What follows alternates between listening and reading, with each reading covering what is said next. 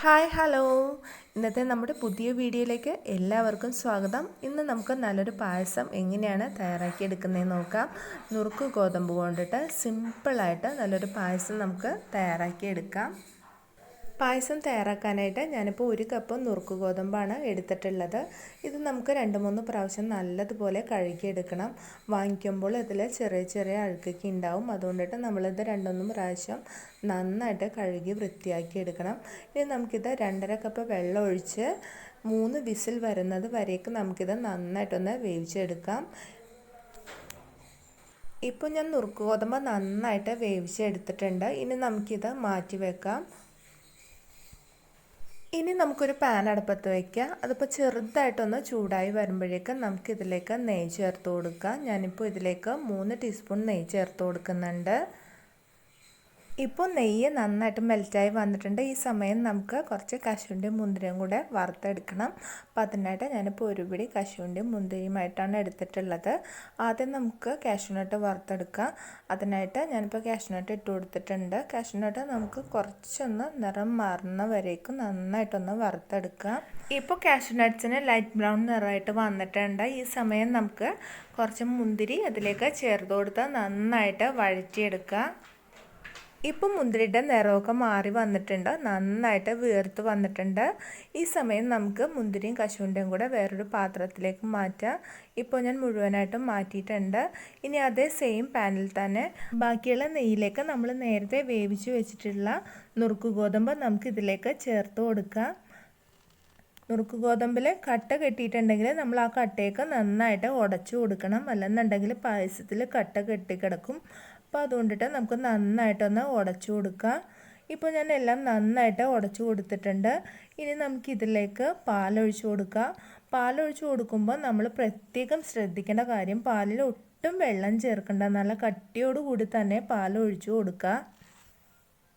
പാല് കട്ടിയോടുകൂടി ഒഴിച്ചു കൊടുക്കുമ്പോഴാണ് നമ്മുടെ പായസത്തിന് നല്ലൊരു ടേസ്റ്റ് വരുന്നത്. ഇനി നമുക്കിത് നന്നായിട്ടൊന്ന് തിളപ്പിച്ചെടുക്കാം. നമ്മുടെ നുറുക്ക് ഗോതമ്പിൽ പാലൊക്കെ നന്നായിട്ട് പിടിക്കും പോലെ തന്നെ നമുക്കിതൊന്ന് നന്നായിട്ട് തിളപ്പിച്ചെടുക്കാം. ഇപ്പോൾ നമ്മുടെ പായസം തിളച്ച് വരുന്നുണ്ട്. ഈ സമയം നമുക്കിതിലേക്ക് 1/2 കപ്പ് പഞ്ചസാര ചേർത്ത് കൊടുക്കാം. നമുക്കിതിൽ 1/4 കപ്പ് പഞ്ചസാര വരെ ചേർത്ത് കൊടുക്കാവുന്നതാണ്. ഇനി നമുക്കിത് നന്നായിട്ടൊന്ന് മിക്സ് ചെയ്ത് കൊടുക്കാം. പഞ്ചസാരയൊക്കെ എല്ലാ ഭാഗത്താവുന്നത് പോലെ നമുക്കിത് നന്നായിട്ട് മിക്സ് ചെയ്ത് കൊടുക്കാം.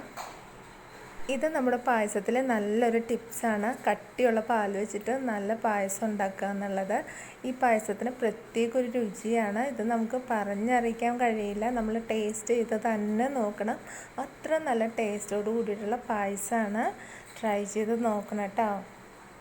ഈ ടൈമിൽ നമുക്ക് പായസത്തിൽ ഏലക്ക ചേർത്ത് കൊടുക്കാം. 4 ഏലക്ക ചതച്ചതാണ് ഞാൻ ചേർത്ത് കൊടുത്തിട്ടുള്ളത്. ഇനി നമുക്കിത് നന്നായിട്ടൊന്ന് മിക്സ് ചെയ്യുക. പാല് നന്നായിട്ട് തിളച്ച് വരുന്ന സമയത്ത് ഫ്ലെയിം എപ്പോഴും ലോ ഫ്ലെയിമിലാക്കി കൊടുക്കണം. അല്ലെന്നുണ്ടെങ്കിൽ നമ്മുടെ പായസം അടിക്ക് പിടിക്കാനുള്ള ചാൻസ് ഉണ്ട്. പിന്നെ നമ്മളത് കൈയെടുക്കാതെ തന്നെ ഇളക്കിക്കൊണ്ടേ ഇരിക്കുക. ഇപ്പോൾ നമ്മുടെ പായസത്തിന് നല്ലൊരു സ്മെല്ലൊക്കെ ആയിട്ടുണ്ട്. ഇപ്പോൾ ഏലക്കയുടെയൊക്കെ നല്ലൊരു മണം തന്നെ നമുക്ക് കിട്ടുന്നുണ്ട്.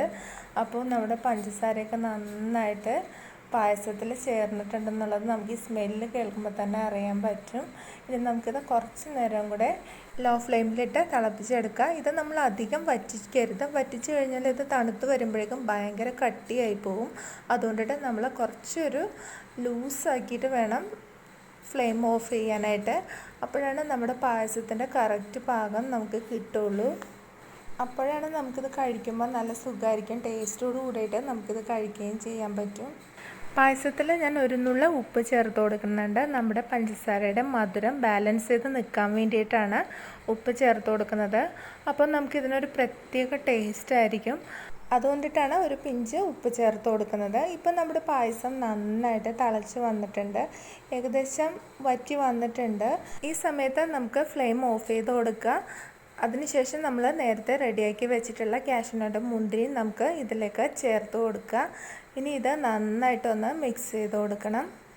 ഇപ്പോൾ നമ്മുടെ പായസത്തിൽ പാൽ നന്നായിട്ട് വറ്റി വന്നിട്ടുണ്ട്. കുറുക്കി എടുക്കരുത്, കുറച്ചൊന്ന് ലൂസാക്കി വേണം എടുക്കാനായിട്ട്. എന്നാൽ മാത്രമേ നമുക്ക് കഴിക്കുമ്പോൾ നല്ല ടേസ്റ്റോട് കൂടിയിട്ട് നമുക്ക് കഴിക്കാൻ പറ്റുള്ളൂ. ഇപ്പോൾ രുചികരമായിട്ടുള്ള നമ്മുടെ പായസം, ഗോതമ്പ് പായസം റെഡി ആയി കഴിഞ്ഞു. ട്രൈ ചെയ്ത് നോക്കണം. നല്ല ടേസ്റ്റാണ്, ഹെൽത്തി ആയിട്ടുള്ള പായസമാണ്. പ്രത്യേകം നമ്മൾ ശ്രദ്ധിക്കേണ്ടത് കട്ടിയായിട്ടുള്ള പാൽ വേണം എടുക്കാനായിട്ട്. അപ്പോഴാണ് നമ്മുടെ പാലിന് ശരിയായ ടേസ്റ്റ് കിട്ടുള്ളൂ.